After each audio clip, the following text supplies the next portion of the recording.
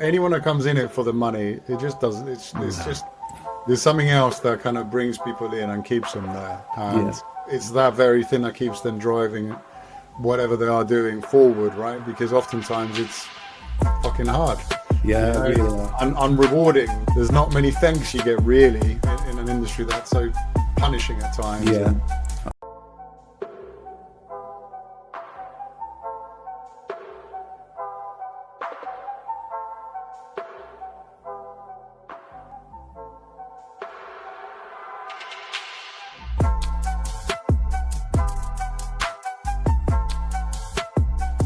good morning and welcome back to the London Food Network podcast. I'm your host, Sebastian Candelon, and today I'm joined by David from BS Hospitality, a company known for helping venues tighten up their operations, improve their profitability, and build teams that actually perform. Dave's got over 10 years of real industry experience, and he's worked with everyone from independents to multi-site groups. And today we'll be talking about what's really going on in hospitality right now, the common mistakes operators make, the practical changes that can turn a struggling venue around, and a general oversight in the recruitment world in hospitality. So, Dave, good morning. Let's Come in. dive straight in. How are you? Yeah, very good. Thank you. Yourself? Yeah, very well. Tell us about your background, David. You've got over 10 years of experience in hospitality. Yeah. What's your background? Yeah, so I grew up in a working class family, really, very working class. First child to go to university, one of five. The only one to go to university. Went to study hospitality, so did an HND degree in hospitality.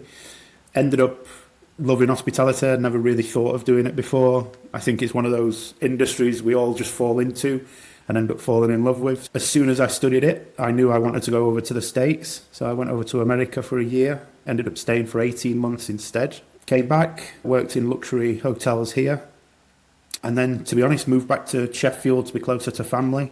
A bit of a family situation occurred and fell into recruitment, and that was 2009. So been in it ever since. Blimey. So mainly hospitality, but done other sectors and things as well. So yeah, quite a broad recruitment industry. Work for small companies, but also big corporate brands in recruitment, really. Did you start off on your own then? So my business opened in April 2024. So I was made redundant from a big corporate, coming out of COVID, really. It's obviously been a struggle for everyone in recruitment, I think, with the job losses and things and different working patterns and things. So yeah, opened the business in April 2024. Work from home business, lifestyle type business initially, with plans to grow, hopefully to a few consultants, cover the whole UK, hospitality. Like I say, what you said, mentioned in the intro, I work with various different companies, so independent hotels, restaurants, and also all the way up to your sort of bigger chains, really. It tends to be your sort of higher end is where a lot of my focus is. I think on the lower side, obviously, a lot of them have national recruitment teams and things like that, and it's obviously a bit easier to recruit someone in a Weatherspoons than it is in a Savoy's, to give a couple of examples. But yeah, so tend to focus on the higher end of the market. But yeah, that's it really. Do front of house and back of house, so kitchen and front of house. What's the kind of process then in a typical day for you? Like, what's the biggest challenges, and how do you get your clients, and how do you find people, and how do you marry up the two? Yeah. Best way to Yeah, I mean, in terms of challenges, obviously it's tough in the sector right now. There's been a lot of job losses. A lot of companies, we were chatting before, a lot of companies are reducing staff, so they'll have certain positions overseeing other positions. So whether that be an F&B manager overseeing a restaurant, or having 3 chef de parties instead of 5, and building it with a couple of apprentices in the kitchen, which obviously you tend to not get in the recruitment industry. You don't really recruit for commie chefs and the lower end, very low end, as a general rule. Again, just because they're new into the industry, and obviously we're a business, we charge a fee for our services and things. Obviously companies don't want to be paying for commie chefs and lesser skilled or unskilled workers, really.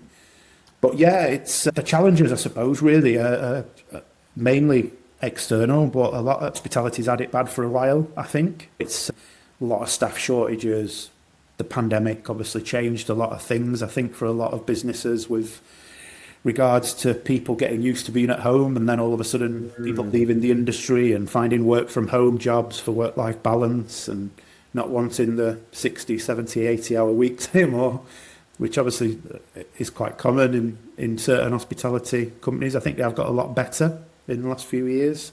A lot have adapted. So there's definitely more of a balance now in terms of the work-life balance aspect of it from employers. But yeah, the challenges really are that. They're also, like any business, when you're doing business to business, it's getting through to the right people to speak to.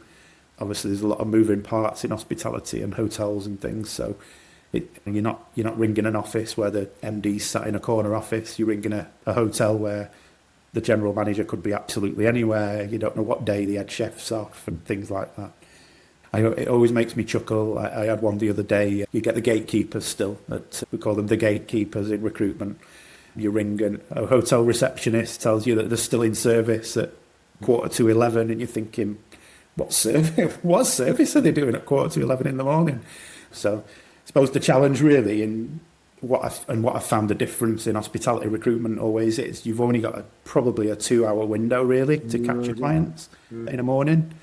I tend to 9:30 to 11:30 is my window really for calling and contacting clients, and then the rest of my day is made up with candidates and emails and everything else that goes with it, CV searching and all that sort of stuff really. So a lot of it really in the recruitment world is very admin heavy, isn't it, really, in the sense of AI is coming into it stuff and then dealing with the incoming. So you're spending a lot of time trying to find the clients that once you got on board, then you've got to find the candidates for, and then it's about shifting through the candidates. So it's like admin heavy on both sides of the recruitment process, isn't it? And then you've got to then obviously hope that who you're marrying into the job is going to stay there, and you're going to get your commission at the end of it.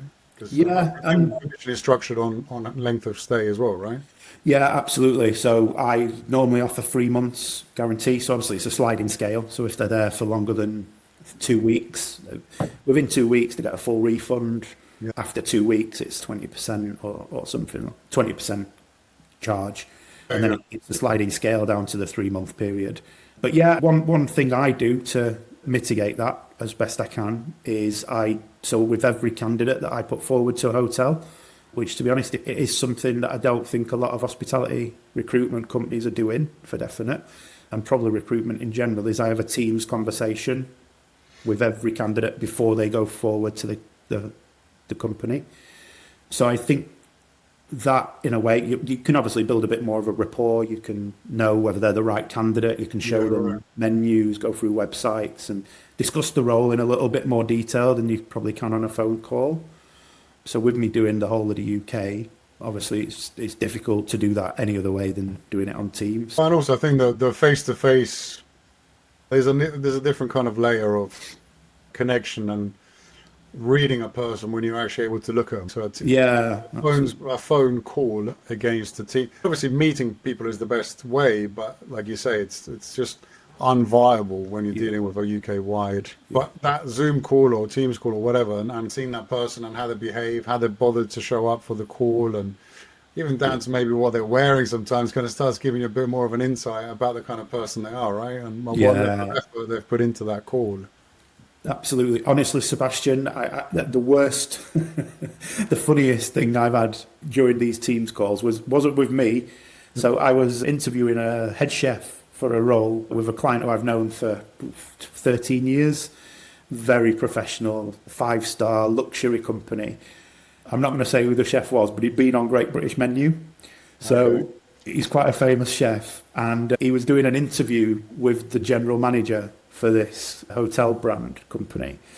And we'd done a Teams in preparation, done everything, gone through everything. I'd set up the call for 8:30 in the morning because that was the only time he could do.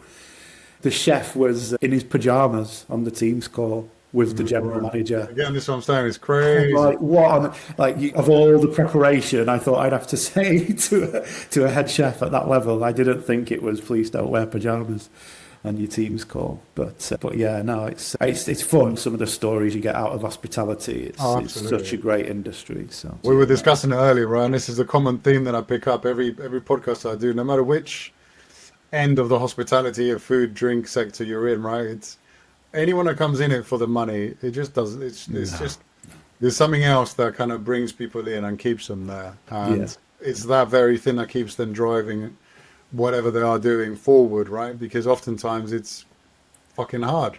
Yeah, You know, really are. unrewarding. There's not many thanks you get really in an industry that's so punishing at times, Yeah, and you know what I mean. absolutely. There's something in it, and I don't know. I haven't worked out yet whether it's something like almost a condition that people have in this industry. Yeah. You know what I mean? It's some sort of like previous trauma, what we like that. Even the We amount like of water they're giving us on pain, interview. or we're seeking pain or something, or whether it's maybe it's just something in us that just loves problem solving. Because I think what I think is common in the hospitality food drink is that you're constantly firefighting, right? You're constantly dealing with problems and putting in solutions. And I think that's incredibly gratifying because I've worked, I'm sure you've done it as well. I've worked in many kind of offices, more corporate side, Yeah. and your job is it's so linear and boring oftentimes that it's just fucking boring, let's be Yeah. honest. And the Pretty target hospitality, driven a lot of the it's time, like isn't it? you're constantly dealing with different things, people, challenges, and also you get involved in a lot of the times the whole end-to-end process, like from I don't know, let's say taking a delivery in to actually putting that plate out if Yeah. you're dealing with as a chef, let's say, or even if you're dealing in a hotel, you'd be dealing with I don't know a pest problem in the kitchen, and then Yeah. God knows, there's like the Yeah, variety food the order not spectrum turning of up, and then all of a yeah, sudden so there's it's like 100 the people waiting to be spectrum. fed a high quality Yeah. meal. Yeah, no, absolutely. It's So maybe that's what it is this constant kind of ever-changing landscape that you've got to adapt to all the time. I tell you what, if I ever got stuck on a desert island, I think I'd probably choose someone in these kind of industries yeah, to end up absolutely. with Someone me, with you know some what I mean? stories. Yeah, stories and also the ability to problem solve, isn't it? Yeah, Yeah, it don't take me, Sebastian. I can't do DIY. I don't know. I Me was the neither, by the builder's a way. boat. Me neither. My wife wishes I did. She loves people that do DIY things, and I tell her, it's like, look, it's just not my thing.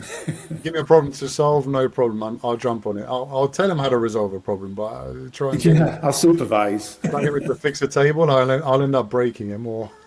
Yeah, absolutely. My family are always stunned when they come round and they see the tool bag in the corner. What have you got a tool bag for? I Yeah, don't know. decoration, Good decoration. supervision. But yeah, no, it is one of those industries. To be honest, the only reason I really left the industry, like I say, was I had a bit of a family situation. My father actually got diagnosed with cancer. I moved back to Sheffield to be closer to him. And just the lack of, because I'd always done luxury side of hospitality. In Sheffield in 2009, there was a lot of your big corporate venues, and it just wasn't really what I'd done. It wasn't what I really enjoyed. So I just decided, and driving out at the time and long hours and things like that to obviously try and see him a bit more, it just wasn't right. So I was lucky to like I say, fall into recruitment. But if that hadn't happened, I'd have probably still been in the industry now. But I think the salaries have definitely got a little bit better over the years as well. Yeah, And I was conditions in are it. better. For the actual employees, I think it's obviously better, Yeah. but it's had an impact, of course, because Yeah, absolutely. Yeah.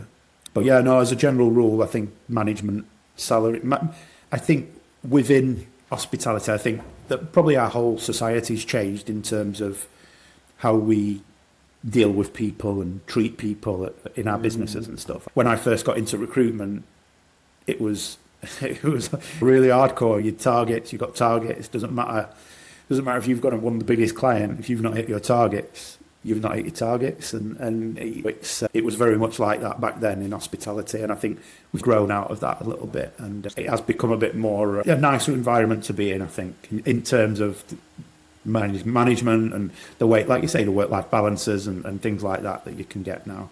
I remember my first week in Cheshire. I was in the hotel because obviously I moved there. I didn't have a place to stay, so I was there for 4 weeks. My first 2 weeks, I averaged 100 hours a week. In a week, which I don't even know how I did because I didn't know that there were that many hours really. Obviously, living on very limited sleep.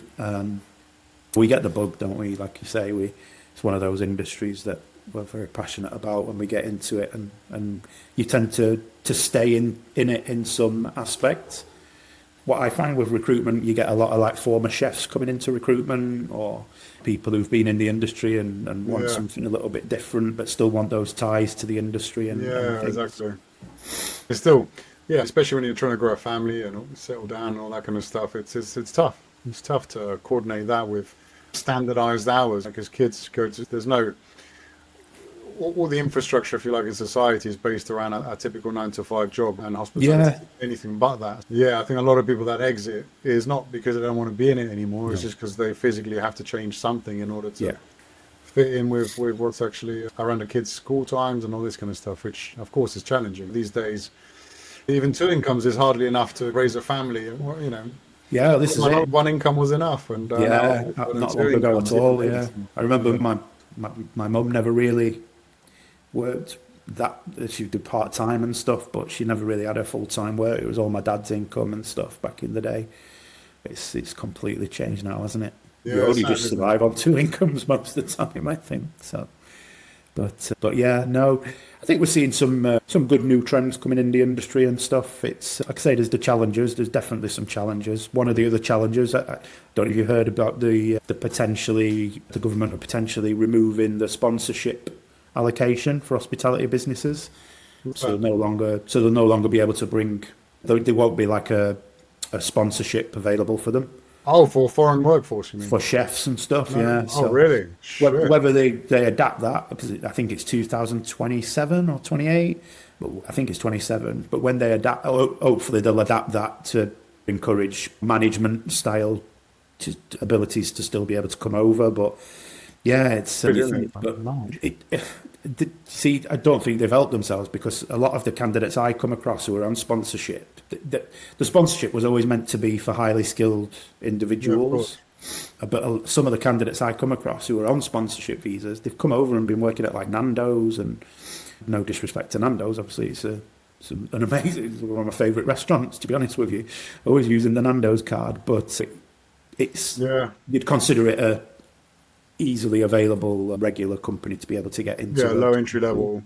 Yeah, so you could train someone, couldn't you, to work at Nando's? Interesting. Fair enough to tie in the kind of, I don't know, parameters, if you like, for the sponsorship visa. But I think that's a big failing of, I mean, if you want to get political, it's a big failing of the UK and Brexit and all these kind of legislations. And yesterday I went and sat on this presentation from a bit of piece here, but the the Shellfish Association or something of Great Britain.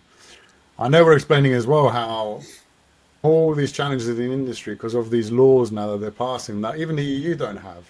Yeah. And for some reason England's going like the other way. It's becoming even more difficult than it was before with the EU. Yeah. And it doesn't make any sense to me because it's completely counterintuitive. It doesn't. Yeah. No, it's tough, isn't it? And these decisions are hard, aren't they? I'm not a very, very political person, to be honest with you, but obviously it has a massive impact, doesn't it, on any business, regardless of the sector, really. Maybe it's a move as well, because I do always often think about, like I run a consultancy with AI and automation as a service, and we are coming into a world where AI will, because of all these challenges, not just hospitality, but we all have in any industry really these days, is costs, right? And in order to cut your cost, you look your biggest cost usually to most businesses is your staff, right? It's your manpower, and we're all being pushed in a way that is going to force us to adopt more and more technology that's available simply because it allows us to have a bigger margin to remain competitive, because if you don't, everyone else is gonna, and then you're going to get left behind. So it's like we're all being funneled into this world where we're going to rely more and more and more on technology, AI, automation, which I'm not against, by the way, because for me it's very useful. Yeah. But that's obviously going to then create a massive gap in terms of recruitment, because less and less people are going to be employing people, therefore less and less people are going to be required. And perhaps that's what it is. Perhaps the government recognizes that, and what they're trying to do is almost preempt this inevitable occurrence. Very difficult to adapt AI to hospitality, though, isn't it? Certainly like a food business. How do you get an AI to cook your meals in a kitchen? It's tough. It's true. But the technical robots are coming. You can actually already buy these bloody humanoids for your house, bro. I think it was about 20K. You can, which to me is like easy, isn't it? As much as I love technology, for me it's like I wouldn't at this point in time. Yeah, I've seen iRobot. I'm not going there, I don't think. Yeah, but that is the way we're going towards. It's a world where more and Yeah. more automation, robotics, all kinds of different stuff is going to happen. And yeah, maybe that's what it is. Maybe it's like a almost a preemptive kind of move to start reducing a workforce pool that you're going to eventually have to support with universal income of some sort because there's not going to be enough jobs for people. Who knows? Yeah. Yeah, no, this is it, isn't it? But it's yeah, no, it's just like you say, it's tough out there, and a lot more are adapting to sort of AI where they can. I think we were speaking off camera. A lot of sort of talent acquisition managers and things in hotels are using AI. I think if it's used in the right way, it's a great tool. Yeah, But it exactly. can be used wrongly as well. We've got to remember, I think, that hospitality is a very personable industry, and that personality is, especially front of house, but even back of house. No one wants to be working with a chef who doesn't have the right personality to fit into your Yeah, team. It can be no, very no one likes to. destructive. I think as long as it's used in the right way and not used to eliminate people too quickly who don't tick a certain box and there's a conversation there to be had, then it's obviously a great tool. Yeah, do you know what? I tell people like, look, AI is not there to replace people as such. Yeah. But what it used correctly, it's like a hybrid. It's Yeah. about reducing the basic admin that takes a lot of your time that you could otherwise be spending on doing more valuable things that either bring in more money or Yeah. save more money or have more creativity time Yeah. to drive the business forward one way or the other. And to me, that's what AI and automation is, and also really AI, the correct use of it, like you say, it's not about creating some magical system that's going to resolve all your problems, but it's about creating something that's going to work well within your business and your Yeah. goals, and it's just going to accelerate that end goal of yours. And again, it's all about, it's like having an employee, right? AI, and it's the same in the recruitment world. You can get the wrong system, i.e., the wrong employee, and that could affect your business negatively. Yeah. But get the right person, train them the right way, teach them the right Yeah. things. Yeah. You know Absolutely. what I mean? Teach them your culture, what Yeah. your goals are. It's Like the you same say, with AI. It's exactly the same. You yeah, train it, teach it the same way, and that's it's I think using it what. as an addition, isn't it? And like you say, adapting it and things rather than using it as the go-to. Yeah, That's literally absolutely. it. Yeah, that's it. But yeah, no, and a lot of job boards, a lot of recruiters are obviously using it now and things. But again, some little challenges that it pops up with. And I think one of my selling points really when I'm speaking to clients as an hospitality recruiter is that I tend to speak because I'm speaking to candidates all the time, and I'm speaking to candidates that will relocate because I deal with the whole of the UK. Someone might not have ticked a box on a job board or they might not apply for your advert because they're not looking for that specific city. So someone may not be looking to move to London, for example. However, if the right job was there, the right company, They they probably would would. go. So they might not look at that advert and it might not jump out at them. But once the job's explained to them and you've said why they'd fit into the job and the role, why it's right for them, they'll then consider the relocation because they'll go Yeah, anywhere in yeah, the yeah. UK, for example. And a lot of sort of talent acquisition teams, they don't get the chance to have them conversations because you'd just be spending your whole. I could spend a full day sometimes, Sebastian, sat on Teams speaking to people back to back, literally 6, 7 hours of my day, I bet. either on the phone or on Teams. I'm speaking to people all the time in the industry, people who are looking to move, people who will go anywhere, people who are just very open about what they want, or people who are very specific about what they're looking for. It does vary quite dramatically. No, absolutely. I think the human element at this point in time, when it comes to very humanized kind of interactions or human required interactions, Yeah. there's too many limitations at this point in time, for sure. Yeah. And with hospitality, like you say, I think it'll just be slower. It'll come in, but I think it'll just be slower because we're a very personable industry and passionate. And like we've said, everyone who's in it, they love the industry, and you can't recreate that, can you, through AI at the moment? Like you say, possibly a few years down the line we might be able to. But yeah. But yeah, I think it's just a forever changing industry, isn't it?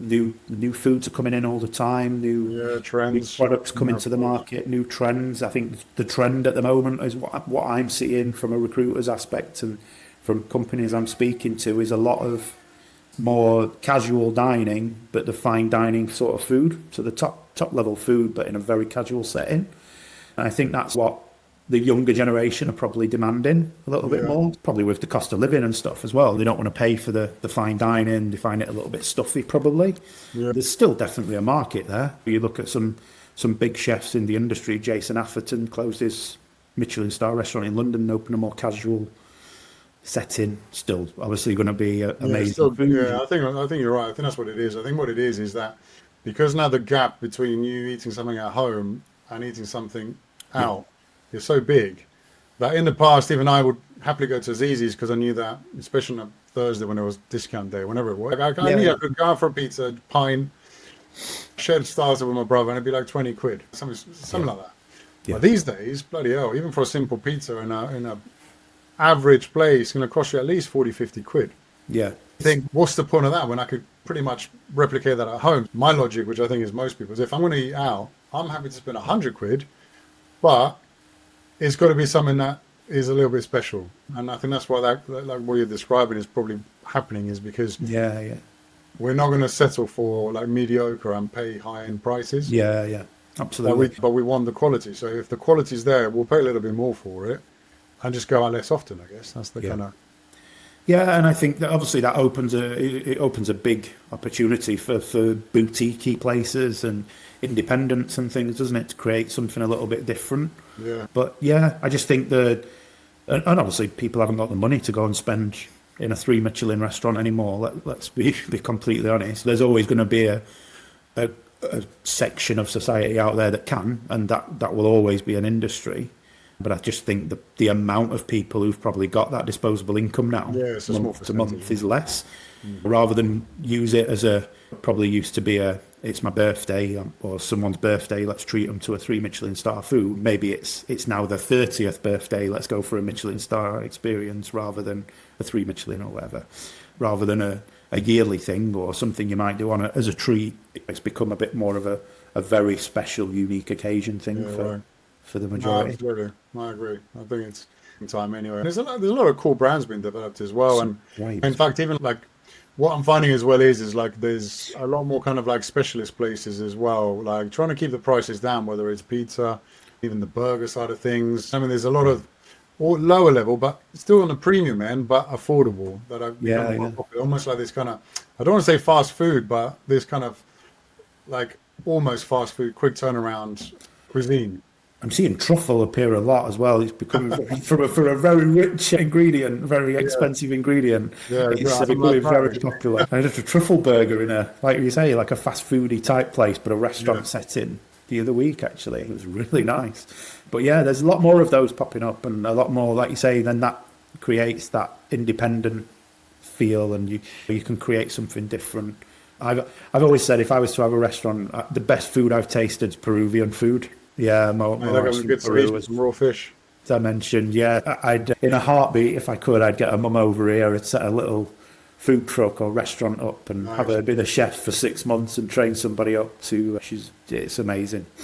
But yeah, I think as a society as well, we're a lot more open to trying new foods. I think. I think my dad, for example, he'd never had a passport, never left the country. No way, really? Wow. Yeah, no, absolutely. Give him anything non-British. You've seen the Peter Kay thing with garlic bread, and it was very much that. That was my dad, pretty much my dad. That, no. Just very much wouldn't really try that stuff. Even curry's like the national dish of the UK anyway. Absolutely, yeah. Curry's always a little bit different. It's been standardised for a while now, hasn't it? And come in for a while, like you say, the national dish. But yeah, no, I think very much as a society we're a lot more open now to trying new products and new things. And you tell people you've eaten a strange food and it's not as taboo as it used to be. But so tell me, Dave, like in terms of the future, the next 12, 18 months, I know you just moved right into London because your wife is working. Yes, as finance manager. Just moved to London. Definitely going to be enjoying the experience of London, I think. Eating out where we can and where we can afford, and doing the social aspect of London.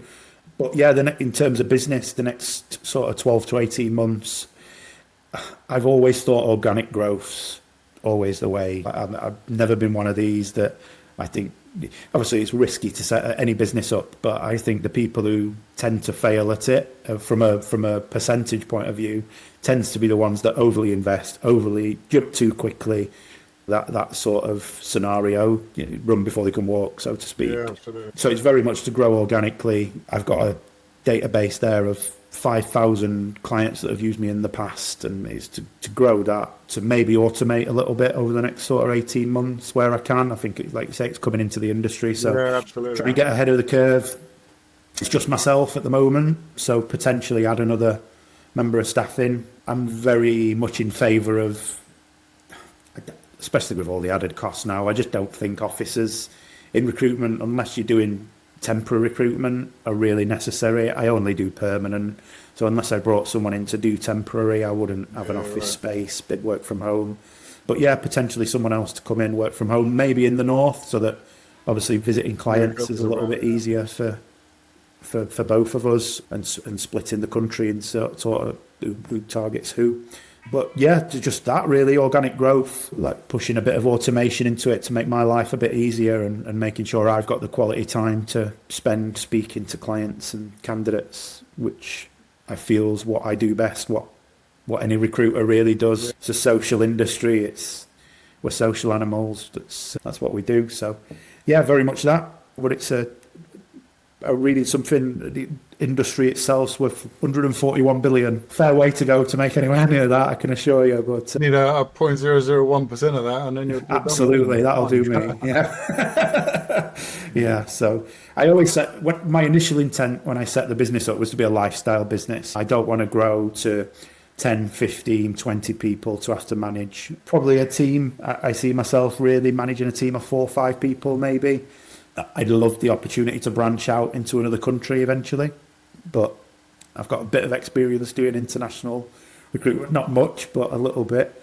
I once translated, before AI days, going back about 10 years, but I once translated an email from a Russian company who was looking for a head chef for a new Mexican restaurant opening in Moscow, and he wanted someone authentic, so he wanted a Mexican chef to go over and do it, and he was doing the visa and paperwork and all that sort of thing.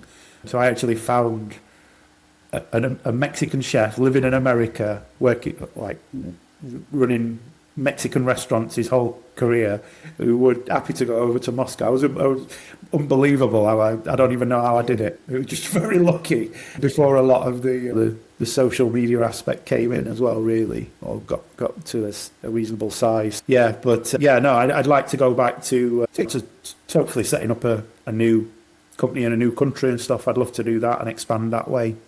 I think when you're doing permanent recruitment, you can only split across so many consultants. I want the consultant to be able to go out there and make money if they want to make money and have the right ambition to make money. So I wouldn't want them to be cut off by having 5 competitors within the same company. There's enough competition out there from other companies. So I think 4 or 5 in this country, and then see where we go from there. See what happens, really. Sounds like you got some plans there to... Yeah. Wouldn't be too bad, would it, Sebastian, being 55 and on a beach, opening a new branch somewhere? Absolutely, man. Absolutely. Look, what do they say? They say something like a goal without a plan is a dream. You know what I mean? So it's like, to make the dream come true, essentially, you just need a plan. Yeah, absolutely. Create a roadmap, and then that's it. It's no longer a dream. It's actually something that's attainable. You just got to put in the steps and go through the grind and be persistent enough. Yeah. Alex Hormozy, I follow him quite a lot, and he's always about that, isn't he? He's about, whether we say something like expertise and knowledge is nothing compared to just sheer persistence, basically. Yeah. And essentially, it does. If you work hard enough, you'll get rewarded, won't you? In some aspects, we're not all going to be millionaires, but we certainly work hard, and I think that certainly something that's come in that I've learned from the industry, and a big part of what I think the hospitality industry teaches you is that pride in yourself and your own standards. Yeah, absolutely. Having your own personal standards. I gave when I first come into the industry, one of my little sayings used to be that it doesn't matter what outside factors, customers are always right, regardless. Find a solution, like you say, it's problem solving. Find a solution. Don't try not to say no, just find the solution that might not be it might not be the perfect solution, but it's a solution. It looks like you care. And with staff members, if they used to see another staff member that weren't pulling their weight, it's up to the managers to pull them up.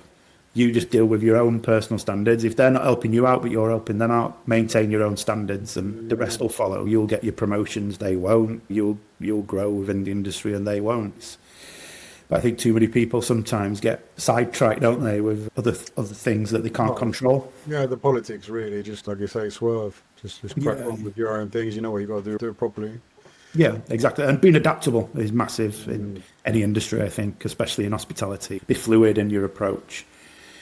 Just because you've got a plan to retire and be on a beach at 55 doesn't mean you can't adapt that and change it if circumstances change. So it's definitely having that fluidity, but like I say, sticking to something and being hardworking and having them goals. But yeah, no, it's really what the plans are really. So. Sounds attainable, David. It sounds like you're on the right path. Yeah. Thank you for joining me on the podcast, David. It's been really valuable to gain all the insights and stories from your stories here. And let's talk about how people can find you. So dshospitality.co.uk, is that right? Yeah, that's the website. Yeah, it's David Scott Hospitality is the business, but I couldn't get the domain. So DS Hospitality was what I had to settle for. But yeah, no, absolutely. I'm on LinkedIn and all the usual socials and stuff as well. Fantastic. And if you guys enjoyed this episode, please do subscribe, share it with someone in the industry, and leave a quick review. It helps us to grow the community.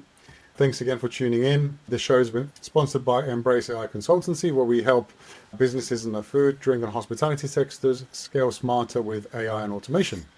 Thank you for tuning in, and this is another episode of the London Food Network podcast. Thanks, Dave. Thank you.